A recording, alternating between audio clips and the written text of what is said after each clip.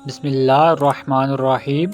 نبی کریم صلی اللہ علیہ وآلہ وسلم نے فرمایا، جن عورتوں میں یہ نشانیاں ہوں وہ بہت بابرکت عورتیں ہوتی ہیں۔ عورت کی بابرکت ہونے کی علامات میں سے یہ ہے کہ نمبر 1، اس کی طرف رشتہ بھیجنے اور رشتہ منظور ہونے میں آسانی ہو۔ نمبر 2، اس کا مار آسان ہو، یعنی بہت زیادہ پیچیدہ نہ ہو۔ نمبر 3، اس کے ہاں بچوں کی پیدائش میں آسانی ہو۔ جن عورتوں میں یہ نشانیاں پائی جاتی ہیں وہ بہت ہی بابرکت ہوتی ہیں۔ حضرت عائشہ رضی اللہ تعالی عنہا نے ایک دن رسول اللہ صلی اللہ علیہ وآلہ وسلم سے پوچھا، آپ صلی اللہ علیہ وآلہ وسلم کی زندگی کا مشکل ترین دن کون سا تھا؟ حضور صلی اللہ علیہ وآلہ وسلم نے فرمایا، والدہ نے 7 دن دودھ پلایا، 8ویں دن دشمن اسلام ابو لہب کی کنیز صوبیہ کو یہ اعزاز حاصل ہوا۔ صوبیہ نے دودھ بھی پلایا اور دیکھ بھال بھی کی۔ یہ چند دن کی دیکھ بھال تھی، یہ چند دن کا دودھ تھا، لیکن ہمارے رسول صلی اللہ علیہ وآلہ وسلم نے اس احسان کو پوری زندگی یاد رکھا۔ مکہ کا دور تھا تو صوبیہ کو میری ماں کہہ کر پکارتے تھے، ان سے حسن سلوک بھی فرماتے تھے، ان کی مالی معاونت بھی کرتے تھے۔ مدنی دور آیا تو مدینہ سے ابو لہب کی کنیز صوبیہ کے لیے کپڑے اور رقم بھجواتے تھے۔ یہ ہے شریعت۔ حضرت حلیمہ سعدیہ رضائی ماں تھی، یہ ملاقات کے لیے آئی، دیکھا تو اٹھ کھڑے ہوئے اور میری ماں پکارتے ہوئے ان کی طرف دوڑ پڑے۔ وہ قریب آئی تو اپنے سر سے وہ چادر اتار کر زمین پر بچھا دی جسے ہم کائنات کی قیمتی ترین متاع سمجھتے ہیں۔ اپنی رضائی ماں کو اس پر بٹھایا، غور سے ان کی بات سنی اور ان کی تمام حاجتیں پوری فرما دی۔ یہ بھی ذہن میں رہے کہ حضرت حلیمہ سعدیہ نے اسلام قبول نہیں کیا تھا، وہ اپنے پرانے مذہب پر ہی قائم رہی تھیں۔ فتح مکہ کے وقت حضرت حلیمہ کی بہن خدمت میں حاضر ہوئی، ماں کے بارے میں پوچھا، بتایا گیا کہ وہ انتقال فرما چکی ہیں۔ رسول اللہ صلی اللہ علیہ وآلہ وسلم کی آنکھوں میں آنسو آ گئے، روتے جاتے تھے اور حضرت حلیمہ کو یاد کرتے جاتے تھے۔ رضائی خالہ کو لباس، سواری اور 100 درہم عنایت کیے۔ رضائی بہن شیمہ غزوہ حنین کے قیدیوں میں شریک تھیں، پتہ چلا تو انہیں بلایا، اپنی چادر بچھا کر بٹھایا اور اپنے ہاں قیام کی دعوت دی۔ حضرت شیمہ نے اپنے قبیلے میں واپس جانے کی خواہش ظاہر کی۔ رضائی بہن کو غلام، لونڈی اور بکریاں دے کر رخصت کر دیا۔ یہ بعد ازاں اسلام لے آئیں۔ یہ ہے شریعت۔ جنگ بدر کے قیدیوں میں پڑھے لکھے کفار بھی شامل تھے۔ ان کافروں کو مسلمانوں کو پڑھانے، لکھانے اور سکھانے کے عوض رہا کیا گیا۔ حضرت زید بن ثابت رضی اللہ تعالیٰ عنہ کو عبرانی سیکھنے کا حکم دیا۔ آپ رضی اللہ تعالیٰ عنہ نے عبرانی سیکھی اور یہ اس زبان میں یہودیوں سے خط و کتابت کرتے رہے۔ کافروں کا ایک شاعر تھا سہیل بن عمرو، یہ رسول اللہ صلی اللہ علیہ وآلہ وسلم کے خلاف اشتعال انگیز تقریریں بھی کرتا تھا اور توہین آمیز شعر بھی کہتا تھا۔ یہ جنگ بدر میں گرفتار ہوا۔ سہیل بن عمرو کو بارگاہ رسالت میں پیش کیا گیا۔ حضرت عمر رضی اللہ تعالیٰ عنہ نے تجویز دی، میں اس کے 2 نچلے دانت نکال دیتا ہوں، یہ اس کے بعد شعر نہیں پڑھ سکے گا۔ تڑپ کر فرمایا، میں اگر اس کے اعضاء بگاڑ دوں گا تو اللہ میری اعضاء بگاڑ دے گا۔ سہیل بن عمرو نے نرمی کا دریا بہتے دیکھا تو عرض کیا، مجھے فدیہ کے بغیر رہا کر دیا جائے گا۔ اس سے پوچھا گیا، کیوں؟ سہیل بن عمرو نے جواب دیا، میری 5 بیٹیاں ہیں، میرے علاوہ ان کا کوئی سہارا نہیں۔ رسول اللہ صلی اللہ علیہ وآلہ وسلم نے سہیل بن عمرو کو اسی وقت رہا کر دیا۔ سہیل بن عمرو شاعر بھی تھا اور گستاخ رسول صلی اللہ علیہ وآلہ وسلم بھی، لیکن رحمت للعالمین صلی اللہ علیہ وآلہ وسلم کی غیرت نے گوارا نہیں کیا یہ 5 بچوں کے کفیل کو قید میں رکھیں یا پھر اس کے 2 دانت توڑ دیں۔ یہ ہے شریعت۔ غزوہ خندق کا واقعہ ملاحظہ کیجیے۔ عمر بن عبدود مشرک بھی تھا اور ظالم بھی، اور کفار کی طرف سے مدینہ پر حملہ آور بھی۔ جنگ کے دوران عمر بن عبدود مارا گیا، اس کی لاش تڑپ کر خندق میں گر گئی۔ کفار اس کی لاش نکالنا چاہتے تھے، لیکن انہیں خطرہ تھا کہ مسلمان ان پر تیر برسا دیں گے۔ کفار نے اپنا سفیر بھجوایا، سفیر نے لاش نکالنے کی عوض 10,000 دینار دینے کی پیشکش کی۔ رحمت للعالمین صلی اللہ علیہ وآلہ وسلم نے فرمایا، میں مردہ فروش نہیں ہوں، ہم لاشوں کا سودا نہیں کرتے، یہ ہمارے لیے جائز نہیں۔ کفار کو عمر بن عبدود کی لاش اٹھانے کی اجازت دے دی۔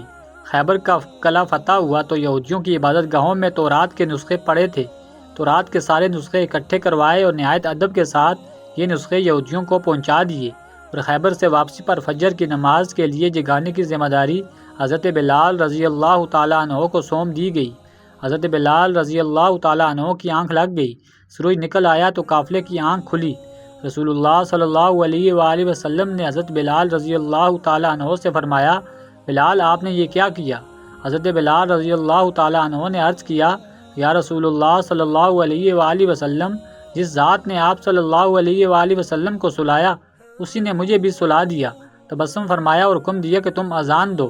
اذان دی گئی تو آپ صلی اللہ علیہ وآلہ وسلم نے نماز ادا کروائی اور پھر فرمایا، تم جب نماز بھول جاؤ تو پھر جس وقت یاد آئے اسی وقت پڑھ لو، یہ ہے شریعت۔ حضرت حذیفہ بن یمان رضی اللہ تعالیٰ عنہ سفر کر رہے تھے۔ کفار جنگ بدر کے لیے مکہ سے نکلے۔ کفار نے راستے میں حضرت حذیفہ رضی اللہ تعالیٰ عنہ کو گرفتار کر لیا۔ آپ سے پوچھا گیا، آپ کہاں جا رہے ہیں؟ حضرت حذیفہ رضی اللہ تعالیٰ عنہ نے عرض کیا، مدینہ۔ کفار نے ان سے کہا، آپ اگر وعدہ کرو آپ جنگ میں شریک نہیں ہوں گے تو ہم آپ کو چھوڑ دیتے ہیں۔ حضرت حذیفہ رضی اللہ تعالیٰ عنہ نے وعدہ کر لیا۔ وہ اس کے بعد سیدھے مسلمانوں کے لشکر میں پہنچ گئے۔ مسلمانوں کو اس وقت مجاہدین کی سخت ضرورت بھی تھی، جانوروں کی بھی اور ہتھیاروں کی بھی ضرورت تھی، لیکن جب حضرت حذیفہ رضی اللہ تعالیٰ عنہ کے وعدے کے بارے میں علم ہوا تو مدینہ بھجوا دیا گیا اور فرمایا، ہم کافروں سے معاہدے پورے کرتے ہیں اور ان کے مقابلے میں صرف اللہ تعالیٰ سے مدد چاہتے ہیں۔ نجران کے عیسائیوں کا 14 رکنی وفد مدینہ منورہ آیا۔ رسول اللہ صلی اللہ علیہ وآلہ وسلم نے عیسائی پادریوں کو نہ صرف ان کی روایتی لباس میں قبول فرمایا بلکہ انہیں مسجد نبوی صلی اللہ علیہ وآلہ وسلم میں بھی ٹھہرایا اور انہیں ان کے عقیدے کے مطابق عبادت کرنے کی اجازت بھی دی۔ یہ عیسائی وفد جتنا عرصہ مدینہ میں رہا، یہ مسجد نبوی صلی اللہ علیہ وآلہ وسلم میں مقیم رہا اور مشرق کی طرف منہ کر کے عبادت کرتا رہا۔ ایک مسلمان نے کسی اہل کتاب کو قتل کر دیا۔ آپ صلی اللہ علیہ وآلہ وسلم نے مسلمان کے خلاف فیصلہ دیا اور یہ مسلمان قتل کے جرم میں قتل کر دیا گیا۔ حضرت سعد بن عبادہ رضی اللہ تعالیٰ عنہ نے فتح مکہ کے وقت مدنی ریاست کا جھنڈا اٹھا رکھا تھا۔ وہ مکہ میں داخل ہوتے وقت جذباتی ہو گئے اور انہوں نے حضرت ابو سفیان رضی اللہ تعالیٰ عنہ سے فرمایا، آج لڑائی کا دن ہے، آج کفار سے جی بھر کر انتقام لیا جائے گا۔ رحمت للعالمین صلی اللہ علیہ وآلہ وسلم نے سنا تو ناراض ہو گئے، ان کے ہاتھ سے جھنڈا لیا اور ان کے بیٹے قیس رضی اللہ تعالیٰ عنہ کے سپرد کر دیا اور فرمایا، نہیں، آج لڑائی نہیں، رحمت اور معاف کرنے کا دن ہے۔ مدینہ میں تھے تو مکہ میں قحط پڑ گیا۔ مدینے سے رقم جمع کی، خوراک اور کپڑے اکٹھے کیے اور یہ سامان مکہ بھجوا دیا۔ اور ساتھ ہی اپنے اتحادی قبائل کو ہدایت کی کہ مکہ کے لوگوں پر برا وقت ہے، آپ لوگ ان سے تجارت ختم نہ کریں۔ مدینہ کے یہودی اکثر مسلمانوں سے یہ بحث چھیڑ دیتے تھے کہ نبی کریم صلی اللہ علیہ وآلہ وسلم فضیلت میں بلند ہیں یا حضرت موسیٰ علیہ السلام۔ یہ معاملہ جب بھی دربار رسالت میں پیش ہوتا تو رسول اللہ صلی اللہ علیہ وآلہ وسلم مسلمانوں سے فرماتے، آپ لوگ اس بحث سے پرہیز کیا کریں۔ ثمامہ بن اسعد نے رسول اللہ صلی اللہ علیہ وآلہ وسلم کو قتل کرنے کا اعلان کر رکھا تھا۔ یہ گرفتار ہو گیا، اسلام قبول کرنے کی دعوت دی، اس نے انکار کر دیا۔ وہ 3 دن قید میں رہا، اسے 3 دن دعوت دی جاتی رہی۔ وہ مذہب بدلنے پر تیار نہ ہوا تو اسے چھوڑ دیا گیا۔ اس نے راستے میں غسل کیا، نیا لباس پہنا، واپس آیا اور دست مبارک پر بیعت کر لی۔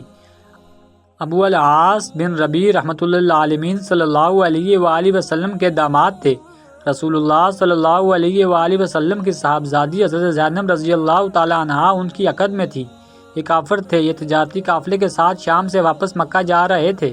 مسلمانوں نے قافلے کا مال چھین لیا، یہ فرار ہو کر مدینے آ گئے اور حضرت زینب رضی اللہ تعالیٰ عنہا کے گھر پناہ لے لی۔ صاحبزادی مشورے کے لیے بارگاہ رسالت میں پیش ہو گئیں۔